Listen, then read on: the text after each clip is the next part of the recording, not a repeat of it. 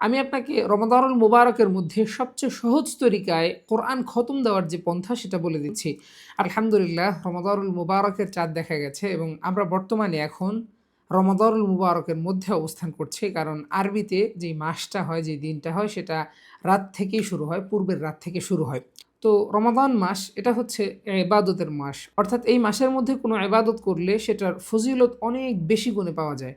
এবং রাসূল সাল্লাল্লাহু আলাইহি ওয়াসাল্লাম এই মাসের মধ্যে সবচেয়ে বেশি যে আমলটা করতেন সেটা হচ্ছে কোরআন তেলাওয়াত করতেন। বুখারী শরীফের মধ্যে এসেছে, আল্লাহ রাসূল সাল্লাল্লাহু আলাইহি ওয়াসাল্লামের কাছে হযরত জিবরিল আলাইহিস সালাম প্রত্যেক রাতে আসতেন এবং তার সাথে ফায়ুদারিসুহুল কোরআন, তার সাথে কোরআন দাওর করতেন। অর্থাৎ রাসূল সাল্লাল্লাহু আলাইহি ওয়াসাল্লাম হযরত জিবরিলকে শোনাইতেন, আবার হযরত জিবরিল রাসূল সাল্লাল্লাহু আলাইহি ওয়াসাল্লামকে শোনাইতেন। তো এই মাসে কোরআন বারবার পড়ার ফজিলত অনেক বেশি।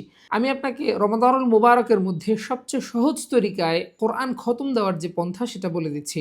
আপনি যদি এই মাসে এক খতম কোরআন পড়তে চান, তাহলে সেক্ষেত্রে প্রত্যেক নামাজের পর আপনি যদি মাত্র 4 পৃষ্ঠা করে পড়েন, দিন শেষে দেখা যাবে আপনি 1 পারা পড়ে ফেলেছেন। এভাবে আপনি 30 দিনে 30 পারা পড়তে পারবেন। আপনি যদি 2 খতম করে এই মাসের মধ্যে পড়তে চান, তাহলে সেক্ষেত্রে আপনাকে প্রতি নামাজের পর 8 পৃষ্ঠা করে পড়তে হবে। দিন শেষে দেখা যাবে আপনার এই পড়ার সংখ্যাটা দাঁড়িয়েছে 2 পারা। এভাবেই আপনি 30 দিনে 2 খতম কোরআন পাঠ করতে পারবেন।